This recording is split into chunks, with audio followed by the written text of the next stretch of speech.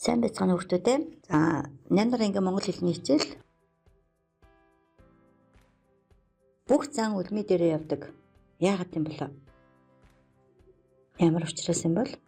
Түүний өсгийн хэсэгт ямар ч яс байдгүй учраас үлми дээрээ явдаг юм байна. За тэгвэл яагаад гэдэг нь болохоор учир шалтгааныг зааж байгаа юм байна. Ямар учраас гэхээр үр дагаврыг илэрхийлж байгаа юм байна. Киви шувуу юм хардггүйч ан хийдэг. Яагаад юм бол? Ямар учраас юм болоо? Үнэрлэх мэдрэмжийн нэлээд хөгжсөн учраас юм хардггүйч ан хийдэг юм байна.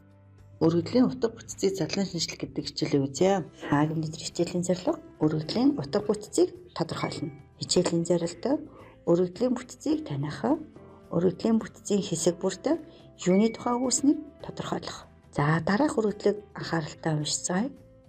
Нийслэлийн ерөнхий боловсролын ирээдүйн сургуулийн захиргаанд өргөдөл гаргах учир нь Бадар Жовхтой ариун заяа миний бие тус сургуулийн 8 бие ангид суралцдаг.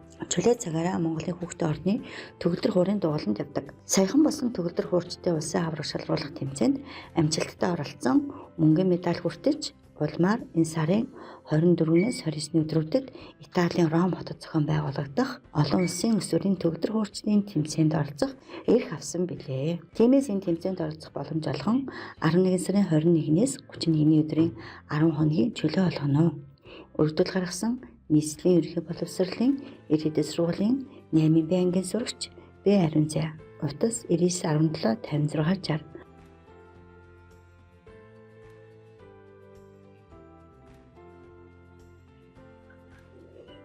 За өргөдлийн тогтсон загвартай байдаг бахан.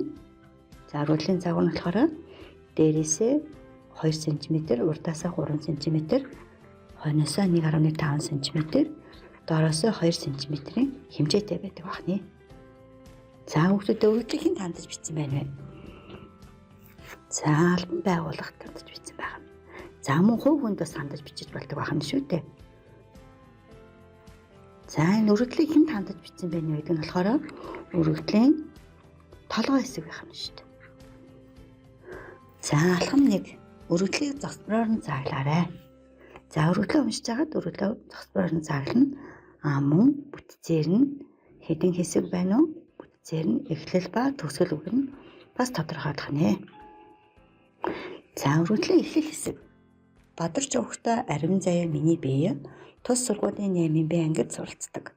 Чөлөө цагаараа Монголын хүүхдийн орны төгөлдөр хуурын дугууланд явдаг.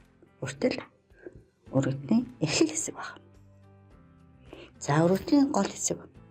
Саяхан болсон төгөлдөр хуурчдын улсын аврах шалруулах тэмцээнд амжилттай оролцсон мөнгөн медаль хүртэж улмаар энэ сарын 24-өөс 29-ний өдрүүдэд Италийн Ром хотод зохион байгуулагдах олон улсын өсвөрийн төгөлдөр хуурчдын тэмцээнд оролцох эрх авсан билээ. За өргөдлийн гол хэсэг болгоно. За өргөдлийн төгсгөл хэсэг. Тиймээс энэ тэмцээнд оролцох боломж олгон 11 сарын 21-ээс 31-ний өдрийн 10 хоногийн чөлөө олгоно. За энэ үртэл өргөдлийн төгсгөл хэсэг байна. За дараагийн даалгавар алхам 2. Өргөдлийн бүтцийн хэсэг тус бүрт юуны тухай өгүүлсэн байна вэ? Эхлэл хэсэгт өргөдөл гаргагчийн одоогийн ажил байдлын тухай өгүүлсэн байна. Өргөдлийн гол хэсэгт өргөдөл бичигч тэмцээнд оролцох хүсэлтэй байгаа тухай бичиж. Төгсгөл хэсэгт хичээлээс чөлөөсөн шийдвэр гаргуулах тухай. За өргөдлийг хэн бичсэн байна вэ хүүхдүүдээ? За хувь хүн бичсэн байна. За алхам 3. Өргөдлийг бичих болсон шалтгааныг баримтаар нотлоорой. За 3 баримт бичгэнэ шүү дээ.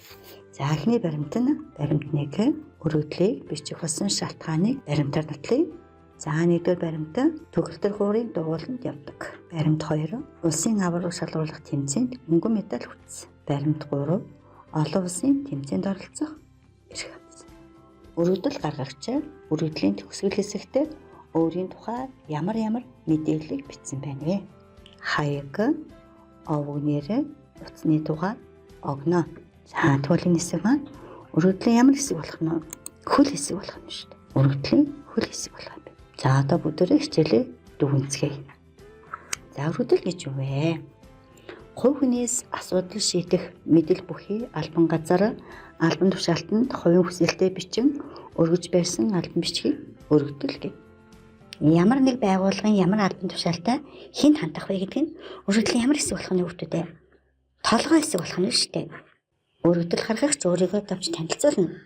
Өргөдөл бичих болсон шалтгаан, асуудал, түүнтэй холбоотой баримт мэдээллийг уялдаа холбоо хамааралтай бичнэ. Энэ болохоор өргөдлийн гол хэсэг болох нь. За тэгвэл өргөдөл гаргагчийн хаяг, гарын үсэг, утасны дугаар огноо. Өргөдлийн хөл хэсэг болох нь шүү дээ. За одоо бүгдөө гэрийн даалгаварт дараах өргөдөлд утга бүтцийн зарлал хийгээрэй. Сурах бичгийн 9-р хуудасны 4-ийн дээдэр байгаа даалгаврыг хийгээрэй хүүхдүүдээ.